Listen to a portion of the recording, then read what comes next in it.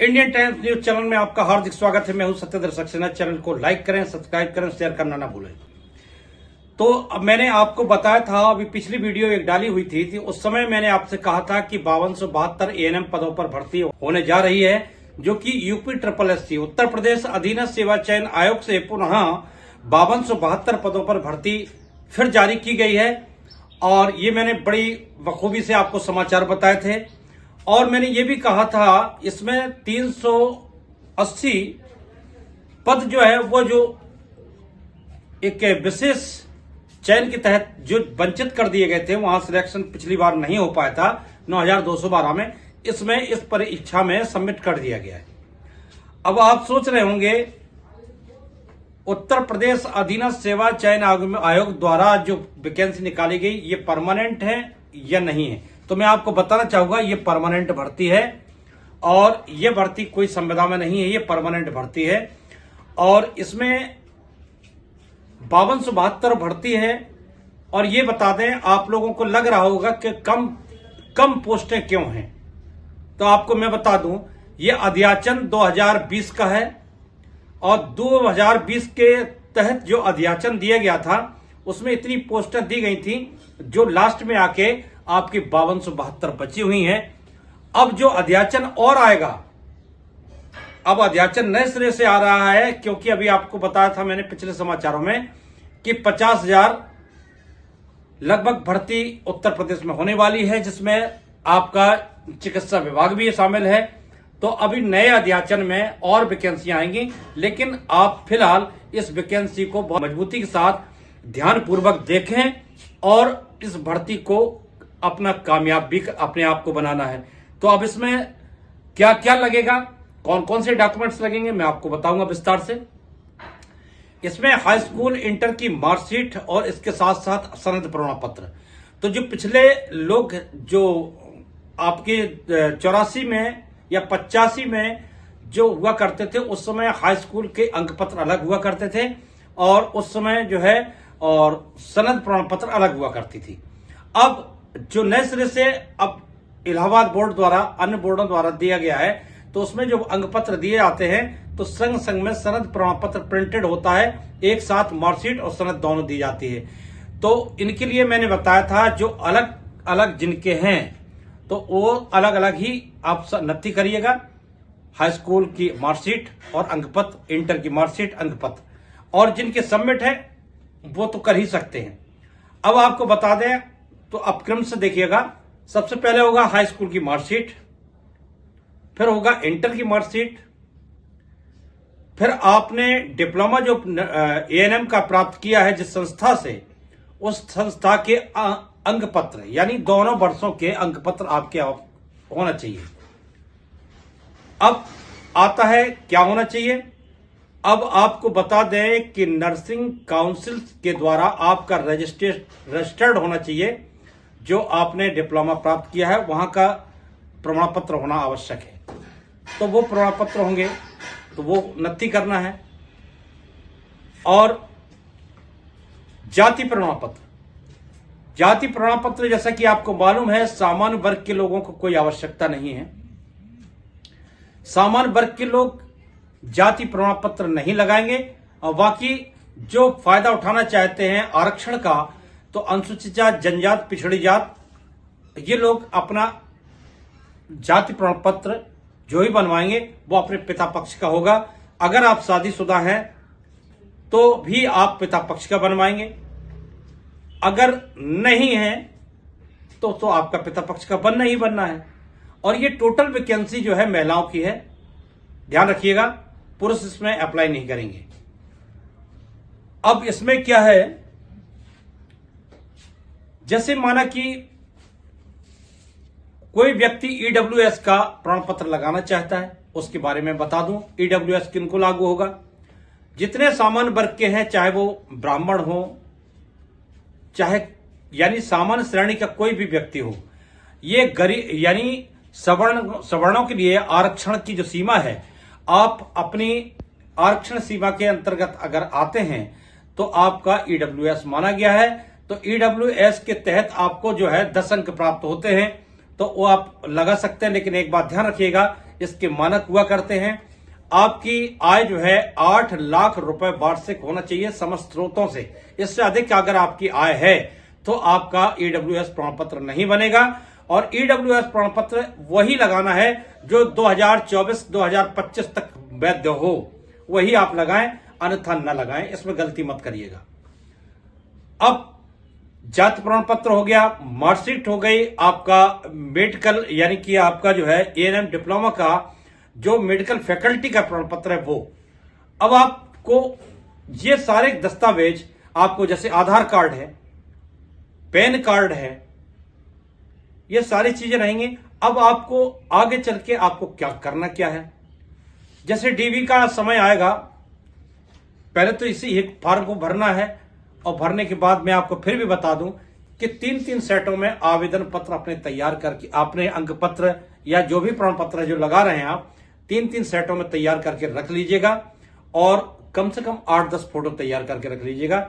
लेकिन अब वो समय हम इसलिए बता रहे हैं कि आगे चल के डीवी में शायद आवश्यकता पड़ेगी, भगवान करे आपका हो जाए। लेकिन हम आपसे ये कहना चाहेंगे, आप बिल्कुल जिन संकोच में रहें कि अब होगा क्या, अब कौन अप्लाई कर सकता है, यह भी समस्या आती होगी। आपके दिमाग में, जहन में घूम रहा होगा कौन सब अप्लाई कर सकता है, कौन नहीं कर सकता है। तो मैं आपको बताना चाहूंगा 2023 के जो पैट एग्जाम में आपने बैठे होंगे उसमें आपका 0 अंक नहीं होना चाहिए। अगर 1+ भी है तो आप अप्लाई कर सकते हैं, 2+ है अप्लाई कर सकते हैं, चाहे 1 नंबर हो, 2 नंबर हो, माइनस में नहीं होना चाहिए, प्लस में होना चाहिए, आप अप्लाई कर सकते हैं। अब आपको ये बता दें परीक्षा कैसी होगी, तो बता दें 100 अंकों का ये प्रश्न पत्र होगा जिसमें माइनस मार्किंग होगी। अगर आपके 4 क्वेश्चन आपने किए हैं और 3 सही है, और अगर मान लीजिए कुल मिला के आपका 25%, यानी कि 100 में से 25% आपके माइनस में जा सकते हैं। अगर आपकी 100 क्वेश्चनों में अगर 25 क्वेश्चन गलत हैं तो आप 25 क्वेश्चन जो है आपके जो है नंबर काट दिए जाएंगे, माइनस मार्किंग होगी, ये ध्यान रखिएगा। अब प्रश्न पत्र होगा कैसा, वही चीज जो आपने पढ़ा है, जो आप प्रैक्टिकल कर रहे हैं, वही आपके क्वेश्चन आएंगे और बड़े आसानी से आप कर ले जाएंगे। अब रही बात ये संविदा वालों कर्मचारियों को क्या होगा, मैं आपको बता दूं, आप संविदा में कार्यरत अभी वर्तमान में हैं तो आपको 1 साल हो गई हो, 2 साल या 4 साल 5 साल जो भी हो गई हो, तो आपको 5 वर्ष की छूट तो है ही है। अगर 5 वर्ष से अधिक आपके हो गए, 6 हो गए, 7 हो गए, तो उतने वर्ष की छूट आपको आयु सीमा में दी जाएगी, आपको मौका दिया जाएगा। और दूसरी बात यह है, आपको मौका यानी कि आप 15 नंबर का आपको बोनस अंक दिए जाएंगे, प्रति वर्ष का 3 नंबर। यानी कि आपने माना कि 5 साल आपने नौकरी कर ली है, संविदा में जॉब की है, और 6वीं साल शुरू हो गई है, तो आपको 5 साल का प्रमाण पत्र दिया जाएगा। और प्रमाण पत्र में जब 5 साल प्रदर्शित होंगे तो आपका जो है 5 साल के 15 नंबर आपको प्राप्त होंगे, यानी 3 नंबर प्रति वर्ष। तो इस वो पिछली 9212 में भी इस यही प्रकार हुआ था कि आपको प्रति वर्ष का 3 नंबर के हिसाब से आपको दिया गया था। तो कुछ लोगों ने लाभ उठाया, जिन्होंने 3 वर्ष से करा है, 2 वर्ष से करा है, उसी हिसाब से जो अगर 2 वर्ष के हैं तो आपको 6 नंबर, अगर 3 वर्ष के हैं 9 नंबर, 4 वर्ष के हैं 12 नंबर। तो इसी प्रकार से आपके 5 साल तक ये बोनस अंक दिए जाएंगे। अब ये समस्या आती है कि बोनस अंक प्राप्त करने के लिए आप हकदार बने कैसे। तो आपको बता दें, अभी से मुख्य चिकित्सा अधिकारी कार्यालय में, जहां पे अभी इस समय आप तैनात होंगे, संविदा कर्मी, ध्यान दें, संविदा कर्मी बहनें जहां पर अभी तैनात हैं, आप उसी सीएससी पीएससी सेंटर पर आप एक मुख्य चिकित्सा अधिकारी के नाम एक प्रार्थना पत्र तैयार करिएगा, और उसके साथ साथ ऑब्लिक करके प्रभारी चिकित्सा अधिकारी जहां पे आप हैं तैनात के नाम एक लिखें और विषय में डालें अनुभव प्रमाण पत्र प्राप्त करने के संबंध में, और सीधा लिखेंगे आप एप्लीकेशन कि मैंने इतने वर्ष से यहां पर कार्यरत हैं और मैंने वर्ष इतने में यहां पर ज्वाइनिंग की थी, तब से निरंतर यहीं पर कार्यरत हैं। अतः आपसे अभी उत्तर प्रदेश अधीनस्थ सेवा चयन बोर्ड द्वारा जो वैकेंसी निकाली गई है स्वास्थ्य यानी कि कार्यकर्ता की जो जगह निकली है, उसमें मुझे अनुभव प्रमाण पत्र देने की जरूरत है। अतः आपसे निवेदन है कि आप अपने स्तर से शीघ्र ही मुझे अनुभव प्रमाण पत्र उपलब्ध कराने की कृपा करें। इस तरीके के आप एक एप्लीकेशन लिख के वहां के आप सीएमओ ऑफिस कार्यालय जाएंगे तो वहां डिस्पैच पर आप इसको एंट्री करवा देंगे। और ध्यान रखिएगा, डबल कॉपी में इसको ले जाना है। और जब अच्छा फॉरवर्ड अपने एमओआईसी जहां पर जिसके अंडर में आप काम कर रहे हैं उससे ये एप्लीकेशन को फॉरवर्ड कराना है। और फॉरवर्ड कराने के बाद फिर आपको एप्लीकेशन सीएमओ ऑफिस में ले जाना है, वहां जाके आपको डिस्पैच करा देना है। और ध्यान रखिएगा, जब आप एप्लीकेशन को डिस्पैच कराएंगे तो डबल कॉपी यानी कि आप फोटो स्टेट करा लेना, उस पर रिसीविंग कॉपी जरूर ले लेना, जिससे कि आपको याद रहे।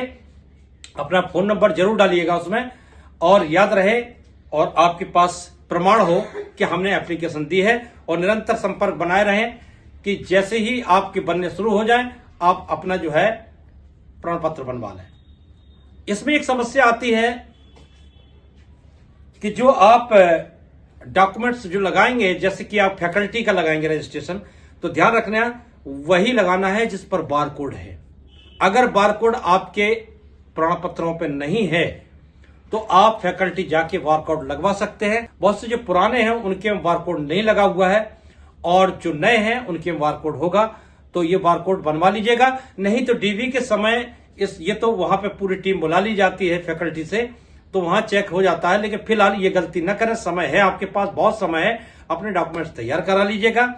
और जहां भी स्क्रीन पर मेरा नंबर देखेंगे व्हाट्सएप, और या कमेंट बॉक्स में डालिएगा कहां कहां आपको परेशानी हो रही है।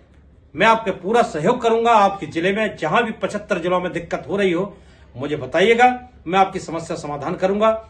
जैसे हमने 9212 की भर्ती में लोगों का सहयोग किया, मैं अब भी 5272 पदों पर जो बहनों की भर्ती होनी है उसमें पूरा सहयोग करूंगा। मैं वचनबद्ध हूं। और जहां जहां आपको जरूरत पड़े निसंकोच पूछिएगा। आप सीधा संपर्क भी कर सकते हैं, बातचीत भी कर सकते हैं, और बशर्ते जहां तक कि आपका मैसेज हो आप डालिएगा, हम आपका आंसर देंगे। तब तक के लिए आपसे विदा लेते हैं। नमस्कार।